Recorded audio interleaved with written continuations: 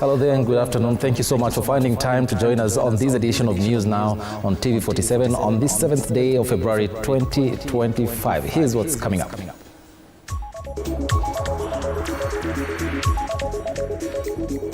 Coming up. Leaders and Kenyans from all walks of life mourn veteran journalist Leonard Mambo Mbotela, who died this morning while receiving treatment. High Court declares that the President William Ruto's led Kenya Kwanza coalition is not the majority in Parliament, finding that Speaker Moses Wetangula violated the Constitution in making the determination. And your favorite radio station, Radio 47, unveils new state-of-the-art studios aimed at introducing cutting-edge technology that enhances efficiency, flexibility, and seamless integration across radio, television, and digital platforms.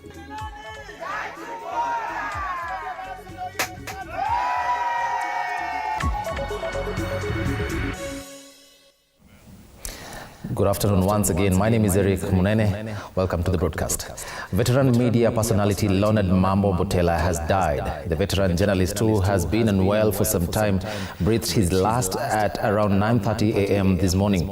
The legendary journalist was famed for his popular radio and TV program dubbed J Hu Ni Ungwana, which aired on KBC Radio and TV. The program was created in 1966 and it enjoyed coverage for about 55 years. The veteran journalist was born in Freetown, Mombasa in 1940 to James and Ida Mbotela. He was the firstborn in a family of 8 children. President William Ruto has led a host of leaders in eulogizing Leonard Mambo Mbotela, saying he was a gifted and powerful broadcaster whose alluring voice dominated our airwaves with his first-class football commentaries.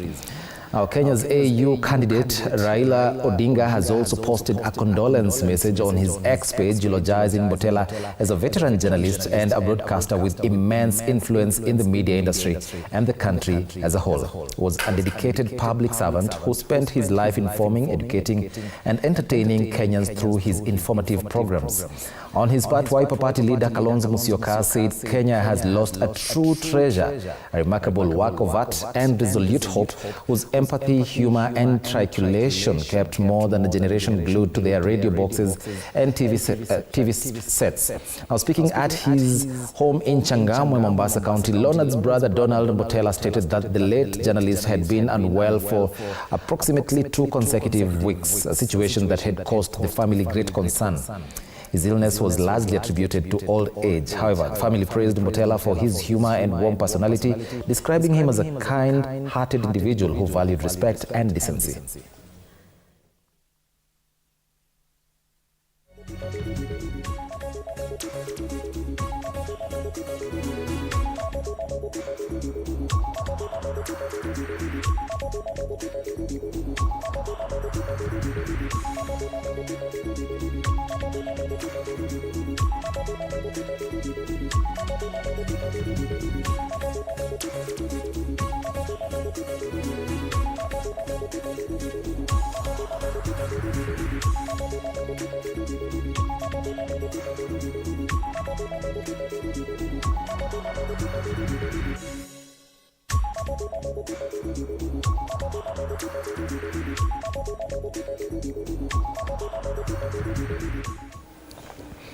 Well, may God be with the family during this trying time.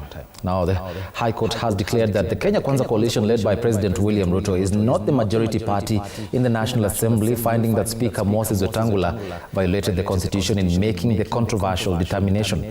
The 3-judge bench comprising Justices John Chigiti, Jairus Nga, and Lawrence Mugambi ruled that the Azimio la Umoja One Kenya Alliance is the bona fide majority alliance in the National Assembly. The ruling stems from a decision made by the Speaker on October 6, 2022, when 14 members from various parties were reassigned to Kenya Kwanza, tipping the balance in favor of the coalition and enabling it to claim majority status. However, the court found that the Speaker had no justifiable basis for the reassignments and quashed the decision that had declared Kenya Kwanza as the majority party. Now, according to Speaker Wetangula's determination, Kenya Kwanza had 179 members in the National Assembly, while the Azimio la Umoja One Kenya Coalition Party had 157.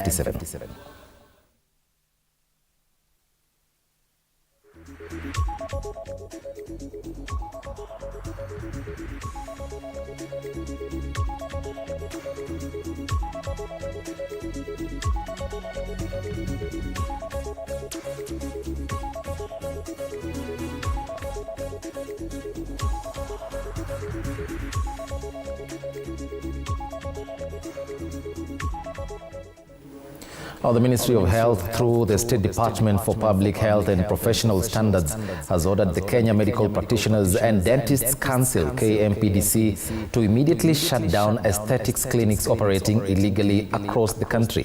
This follows the conclusion of a MOH-led thorough assessment into aesthetic clinics and beauty spas offering plastic surgery and invasive cosmetic procedures in Nairobi, Mombasa, Nakuru, and Eldoret. The investigation was aimed at evaluating the clinic's adherence to licensing regulations and ensuring the safety of the procedures being offered. According to the report released on Friday morning, out of the 26 aesthetic clinics assessed, 20 were found to have proper documentation, 3 are still in the process of getting proper certification, while 3 were operating illegally. Consequently, PS Muthoni has warned any clinic offering invasive procedures without KMPDC approval will be shut down and owners prosecuted. Omnicare, which runs the Body by Design clinic where a lady died after complications from an operation she underwent, will remain closed as there is an ongoing case at the courts. We also had directives to the Kenya Medical Practitioners and Dentists Council to enforce the immediate closure of all unregistered aesthetic clinics operating illegally. And that directive is still in force. Therefore, we do not expect any facility that is unregistered in this country to be in operation. All facilities with inadequate infection prevention and control measures must comply with the recommended standards within 30 days. And this should be enforced so that, and we shall go back and inspect again and check the facilities that are following the laid down measures and procedures. The facilities that lack emergency medical provisions must also establish and equip the emergency trays within the next 60 days. Following incidents of rising crime in Angata Barikoi in Narok County, activists in the area are calling on the government to find a lasting solution to the menace. The activists want Interior Cabinet Secretary Kipchumba Murkomen to visit Kilgoris constituency, specifically Angata Bariko ward, to witness the rising crime rates in the area, particularly along the Narok-Migori border. The plea comes days after a cache of firearms was intercepted while being transported through Nandi Hills. Traffic officers have also been urged to be more vigilant on the roads to curb the smuggling of illegal firearms. Ile fujo inatoka hata ni ile kaidi ambayo sisi hatutakubali, akavamia kituo ya jeshi mpaka saa hii eti ng'ombe 440 walileta kufukia maili ya wenyewe. Kwa hii siku ya leo tarehe 6, Mr. Commander ya jeshi, Mr. IG mwenyewe na director ya NIS, kesho mkuja hapa. Hii mchezo watu wanaleta bunduki ukuja kupiga sisi atabaki. Na tutakataa na tutakataa na tutaki. Na hiyo ikome. Tuko na waziri ambaye anaitwa Mr. Murkomen. Kama una mafuta kwa ndege kuja na mjini kesha hapa. Hata tumeona na tutakubalia wakaiti. Vile alikuja akajabua, ambayo tunajua inaitwa aibu. Para aibu saa hii, jeshi letu la polisi wako nje. Sababu ya walimu aliwachiliwa karibu kwao. Na hiyo sitakubali. Na tujua wananchi hatukubali. Kwa hivyo Mheshimiwa Rais, ukua Mandela, tumana watu yako kesho ili tupate usalama na wananchi waishi na mali zao bila fujo tutaki. Na hizo bunduki tulisikia ilikuja na kuongeza kituo cha polisi. Wale walipambana na hiyo wakaiti kwa barabarani Nandi hii. Baka hizo bunduki sasa hajashikwa, pongezi kwa idara ya polisi. Na mimi nataka nione watu ya aipoa kuchezea usalama, kustaki polisi na kuchezea mpaka polisi wanakaa sababu ya kustakiwa ili wakora aende juu. Kesho, kuanzia kesho, police traffic iwe Rambo iwe lami iwekwe barabara na chunge usalama, sababu watu kama wanabeba silaha hatutakubali. Nchi yetu ni mzuri na nchi yetu imeendelea kushinda Afrika mzima. So mambo ya uchinga ya fujo msitaki kabisa, angalia nini.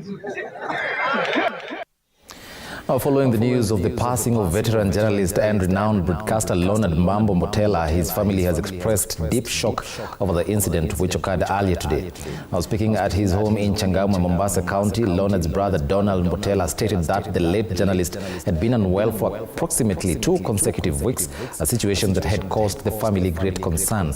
His illness was largely attributed to old age. However, the family praised Mbotela for his humor and warm personality, describing him as a kind-hearted individual who valued respect and decency. Niketi naye nikimuuguza hospitalini kama wiki moja na nusu hivi. Anapata nafuu, anazidiwa, anapata nafuu, anazidiwa. Juzi siku ya Jumanne mimi nikarudi nyumbani hapa, wakati nilipoona amepata nafuu, sasa anaanza kukula na anafungua macho, anazungumza. Nikaona nirudi nyumbani nifanye shughuli zingine huko. Jana usiku nikapata habari kwamba kakangu amezidiwa, ni mgonjwa zaidi sasa, na yuko katika hali ambayo si nzuri zaidi. Tukasema okay, acha tumuombee tu, Mungu atamsaidia. Tukalala. Asubuhi leo saa 3:30 nikapata habari, nikapigiwa simu kwamba kaka yetu Leonard Mambo amepumzika. Yeye ndiye alikuwa mkuu wetu wa kwanza, na yeye ndiye alikuwa anatufundisha mambo mengi zaidi discipline. Maana kwa yeye alikuwa ni mtu apenda sana mambo haya ya discipline. Hata kipindi chake kile mnachojua cha ungwana ni kuhusu mambo yake. Akiona kitu ambacho si sawa anasema, akituona tufanya fujo anatuchapa, tukiwa wadogo anapiga ngoto. Mambo ambayo alikuwa mtu alikuwa tukimheshimu sana kwa mambo kama hayo. Na mtu alipenda, ni mpenda watu. Kwa hivyo sisi tunampenda kwa kuwa ni mtu alikuwa kujalia watu, akitujulia hali, na mtu wa kupenda mambo, yani watu wasitende mambo ambayo si mazuri. Kulingana na ile kipindi yake ya ungwana mmeiona ya miaka mingi, ni kama kurekebisha watu tabia. Alikuwa ni mtu mcheshi by nature. Kando na mambo mengi, he was a very joyful person. Unaweza kwenda kwake ukiwa downcast na ukatoka umeinuliwa. Kama vile mama alivyosema, ilikuwa ni mtu wa kujali watu sana na alikuwa mkarimu vilivyo.